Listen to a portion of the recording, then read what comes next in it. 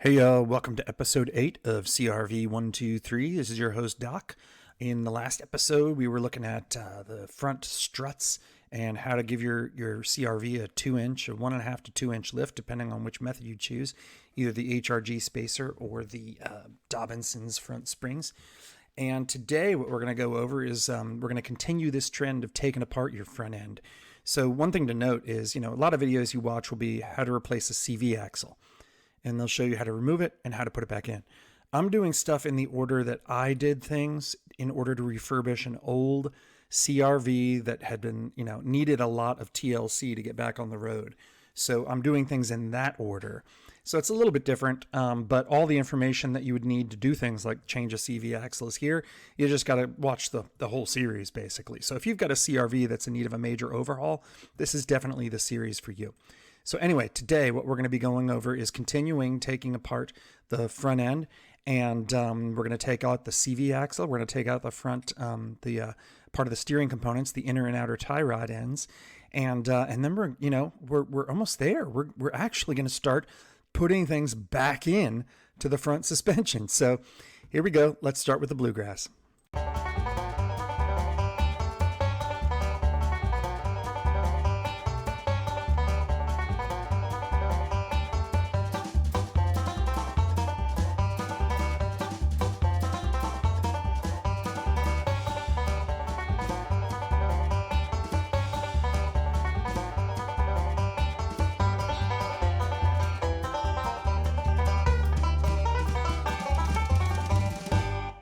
All right, so let's get started with the CV axle. In case you didn't, first of all, this is not a CRV. This is just a picture I pulled off the internet. In case you didn't know, your engine produces power to the crankshaft. The crankshaft goes into your transmission, which gears things and changes gears depending on your speed, and then that output is transferred to the wheels via your CV axles. In the case of a CRV, it's front-wheel drive, so this is the front of a car. And that is basically what's giving you, the ability to accelerate on the road, that CV axle. So you've got boots on either end. If those boots break, you're going to get dust into an area where there's a lot of grease, a lot of metal, and your CV axle is going to start to deteriorate. So you definitely want to buy good CV axles. I'm not going to recommend which ones to get, but I got cheap ones from TRQ, I believe they were, and those had to be replaced within a year. So you're going to see TRQs going into my CRV in this video. Those are no longer with us. But anyway, what you're going to need is a pry bar. Pry bar is always your friend. You should definitely have one of these. It's just a simple one that I got off of. I think I got this exact one from Harbor Freight. And where we're going to be working is right here. This picture is you're at the engine, and I apologize for the lighting, but I'm basically leaning over the engine compartment on the driver's side, looking down onto the CV axle. So that's the perspective you're getting here. And you can see the inner side of the CV axle. I've marked it in red there. And that yellow part, that yellow arrow, that is where I'm going to be prying. Basically, you're going to take your pry bar, and again, this is only on the driver's side. I'm going to cover the passenger side soon. You're going to take your pry bar and get it between the CV axle and the transmission there, and you're just going to pry it off. It's really easy. So here we go. And basically what you're seeing here is me under the car trying to figure out where I am with my flashlight. And in a second, you're going to see my pry bar basically peek up or poke up from below. I'm trying to get it into some space there. But honestly, I was so scared. This is my first time doing it. I was being so gentle and so slow. You don't have to be. This is so easy. This was actually the easiest job I did on the CRV. Removing a CV axle is very, very simple. You get it in there, you start prying, you twist it side to side, it pops out, and then you reach through and you just basically pull it out. And again, I'm being so gentle here because I didn't want to damage the transmission. And this is another view of the same process, basically, coming in from below. And I've really got to get a new garage, man. There's just no light in my garage. So here I am trying to figure out how I'm going to do it. And basically what I wind up doing is sliding into the car and just doing what I just showed you. So I'm going to cut it short here. You don't need to see all of that. Now, onto the passenger side. This is a picture I got off the internet.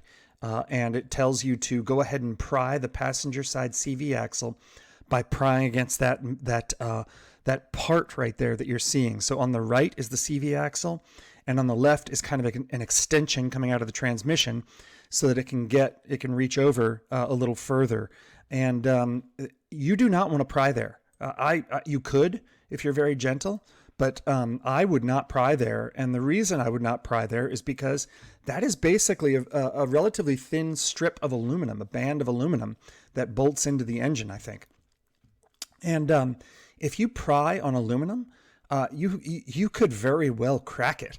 So when I change my passenger side CV axles, I do not pry on that particular part right there. What I do is I have cold steel chisels, and this is difficult because the angles underneath are really, really bad. It's very awkward, takes time just to get one good hit on that chisel. You got to squirm and contort and everything. And in this picture here, ignore the pry bar. Imagine the pry bar isn't there. That yellow arrow is basically my chisel. And I will put the end of the chisel against the lip of the CV axle, right? Careful not to do anything to that aluminum part that I'm trying to avoid. And then I just give it a couple of whacks until it pops out. And then all you have to do is pull it out like you did on the driver's side. So again, just stay away from that aluminum part. It's probably good practice. And then once you've got the CV axles out, take a look at your transmission seals, maybe wipe it down and clean it. If your transmission seal is bad, you should replace it at this point. It's a good time to replace it. Now, I'm not going to cover that in this video, and I haven't done that on my CRV because it doesn't need it, but I'm sure there are videos out there that you can use. All right, so continuing on. Now we're looking at the tie rod ends and how to get them out. This was a difficult job for me, probably because this was my first time doing this as well. But you've got to have the right tools. And what we're going to be doing is this view, at first at least, that we're going to be looking at. This is where I did most of the work. I had to literally lie down on the engine and squirm through that hole right there as best I could. I don't think I removed or loosened any components because I didn't want to do that. But you may have to unbolt some brackets and hoses just to get them out of the way. Don't forget to put them back.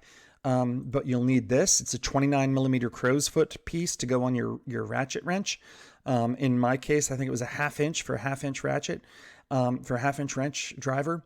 And what you're going to do is this is a picture of your actual tie rod ends as they come in to the rack and pinion steering, and this is where they connect.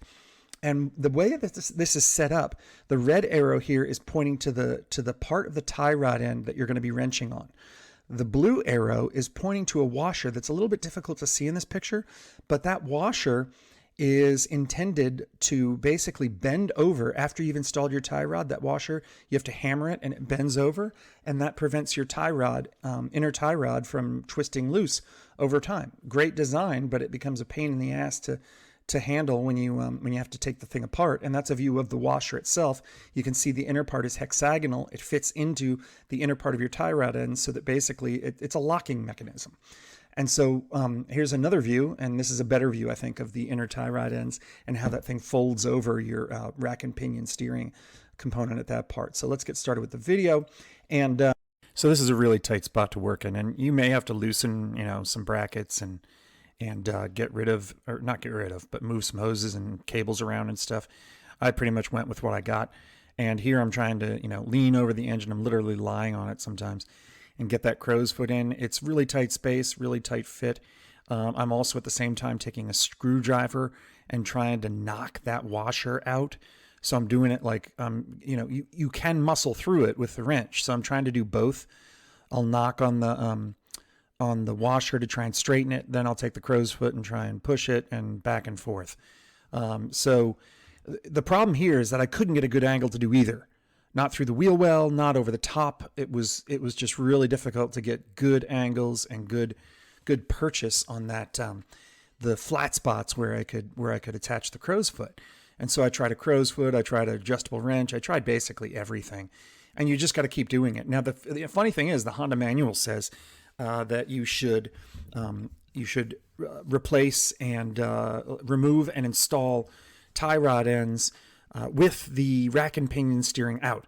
Well, to remove the rack and pinion steering from a Honda CRV is virtually impossible unless you're in a shop with full equipment and everything.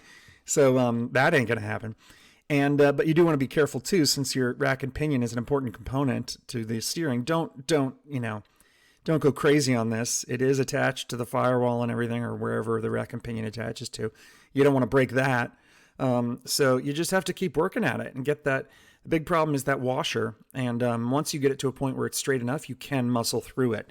And you'll tell that it gives and everything. So like many jobs with Honda CRVs, this is not a question of like being able to work on a car. It's a question of space. This engine compartment is so tight, you know? So it's just one of those things where you got to keep trying, keep working at it, keep going back and forth, you know, and eventually it'll pop and it'll start moving. You can loosen it, right? And so, you know, if maybe this is my own personal horror story, maybe you guys have much better luck with these things than I do, but you know, I really struggled with this one, and I fast forwarded all these videos because I literally spent hours trying to get this thing off and trying to get it to go. And it is moving now. You can see it there. It's starting to pop and go. So eventually, yeah, it worked. And then once it got loose enough, I came around to the wheel well end and just hand spun it off. And there you go. And you're done. You've removed it. Congratulations. Now, tie rod end tools exist at places like, you know, at auto shop stores online. You can get tie rod tools. This first one, the long tubular kind, I couldn't find one that fit the Honda CRV. The tie rod ends are so long, even if you remove the outer tie rod end, that tube would not fit all the way down. And it would have been nice if it had, but no. Again, I think this comes down to the manual saying that you do this when the rack and pinion steering is out of the car. So Honda, I don't think, has a specialized tool for this. And then, of course, there's this. You'll find this tool. I couldn't get that to fit. Couldn't get it in and around. So look, if anyone out there has a specialized tool they found that works for this, put it in the comments. I'm all ears. So anyway, next steps. I think I mentioned earlier, these are TRQ components. I got all these, I believe, from 1A Auto. Now, 1A Auto is not bad. And in general, TRQ components, look, they're made in China. They're very cheap. They're on average, they're unreliable. And so I try to avoid them. But in some cases, I have gotten lucky with TRQ. The tie rod ends have done great. So here they are lined up on my workbench. You've got the old tie rod end and you've got the new one. And you can see that I've assembled the new one. Now, the weird thing about Honda CRVs of this generation, Generation 2, is that the inner tie rod end is extremely long. This is, compared to other vehicle platforms, this is weird. And the outer tie rod end is really short. You don't have a lot of thread to work with. So after you do this job and finish reassembling your car, you're going to have to take it to get in alignment. And when I did, apparently what the guys at the alignment shop said was that I had not left them a lot of thread. It had like been on the verge of falling off. So be very careful and make sure that you've got plenty of, that you've threaded on the outer tie rod end plenty. I thought I had, because here you see, this is a necessary step. I'm comparing the old one to the new one to try and get the length of the new one as close as possible. But just be careful about that. Be aware and do take it to an alignment shop when you're done. I would not try to do your, home alignment with one of these just because you're working with so little thread space. So anyway, here I'm just giving you a close-up view in this video of what you're dealing with here, and that's look, there's one end to the other. And then, of course, you're going to need your trusty crow's foot for this next step. You already know what I'm talking about, and that is putting the inner tie rod ends, the assembly back in. All you do is stick it through the wheel well and spin it into the space, the hole there on your rack and pinion, and then you take your crow's foot. In this case, I'm trying an adjustable, and you start working on it, and you start trying to get it down as tight as possible. There was no way I was going to get a torque wrench in here. So I basically got it as tight as I could. You can move the steering wheel, turning the steering wheel till you get a good angle or a good location is definitely advisable. But I got it as tight as possible. And then I went ahead and took my screwdriver and hammered down that washer as best I could. That washer is basically going to keep it from coming free. So I felt okay with not torquing it. All right, so next step is ABS line. You can do this two ways. Like, first of all, I got this off Amazon. They haven't failed me yet. They've been in there for 3 years. They're good. You can do it. You can attach it here, or you can attach it to your steering knuckle and do this later. And here what I'm doing is basically just plugging in the new ABS sensor, screwing the bracket into the firewall, or not firewall, sorry, the hole in the wall right there it's meant to go in. And then I just basically tuck the whole assembly out of the way. And then once that's done, you move on to the control arms. Now, these TRQ control arms have been in there for 3 years too, knock on wood. I highly recommend OEM control arms, but the TRQs have served me well so far. I'm just keeping an eye on them. So you take the new control arm, put it in the space, and I'm not going to lie, getting the thing into that space was tight. These were not, I don't know if they were off spec, but they were pushing the specs. And here I'm putting anti-seize just on the tiny little ring of metal on the inside the bushing there. Probably I should have used grease in retrospect, axle grease or some sort of grease. And then I use a rubber mallet to try and pound that thing in and get it to fit. I could not get it like aligned on the left side. It was such a pain in the butt. Getting that thing in there and then getting the hole aligned so I could get the bolt through. Don't forget to put anti-seize on the threads of your bolt. But getting it aligned so I could put the bolt through it took forever. And I needed my pry bar. I needed patience. I needed to basically try 100 different things to get that thing aligned. Eventually, it did finally align. And maybe if you guys know a trick to do that, put it in the comments below. But I was new at this. It was very tough. Finally, I got it through and was able to just kind of thread the bolt in. I did not torque it. Do not torque it at this point because you only torque it once there's a full load on the suspension. Otherwise, you tear the rubber bushings of your control arm. Do not torque. And then here I'm basically putting both bolts in and just threading them snug. But again, I am not torquing at this stage. Do not torque these bolts. And then your lower control arm is ready. Okay, this is a step I should have done before I put the actual control arms in. What you really want to do is grease up the metal contact points between the frame and the actual control arms, simply to kind of prevent squeaking. So here I'm doing it afterwards. It worked, but kind of a pain. Now, next, the CV axles are going to go in, and we're almost done with this video. So before I put the CV axles in, these are TRQs. They did not last, but I'm basically cleaning off the ends because this is going into your transmission, and I'm adding some transmission fluid to make sure that there's something there. You can use transmission fluid or assembly lube. I prefer transmission fluid. Then you slip the CV axle in, and I use a rubber mallet at this point. I keep the assembly straight as possible, whack it with the rubber mallet, and it goes in. You'll see videos where people will actually kind of pull the CV axle out a little bit and then push it back in. I prefer to use the rubber mallet method because pulling it out, you actually separate the joints sometimes, and it's a pain in the ass to get them back together again sometimes, not always. And here I'm doing the passenger side, same process. A little bit more like in this case, I had problems getting the actual splines to align with the transmission, but there they finally went in. I take my trusty mallet and I give it a few whacks and it goes in, and then I'm inspecting to make sure it's all seated. Once you're done with this, get a bungee, or in this case, I'm using something else. I'm using like some nylon lines, and suspend it out of the way, and you're done. Dock out. Oh, you made it to the end. That's awesome. Listen, I'm Doc. I'm the one who's, the voice behind these videos. And I really appreciate you taking the time to actually watch the whole thing. That's fantastic. If you've got time, if you want to, if you like the video, hit like and subscribe. I really appreciate it. Don't forget to hit the bell button so you get notified of new videos when I put them up. I'm going to try and do one a week.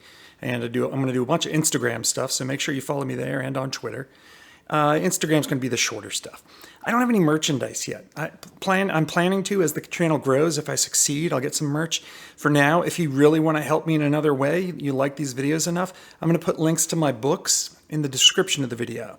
I'm a science fiction author in my spare time as well, so I'm juggling a lot of balls. But anyway, I really appreciate it. Hope you enjoyed the video, and I'll see you at the next one. Hey, do me a favor and turn this junk off. I don't know how to deal with tech.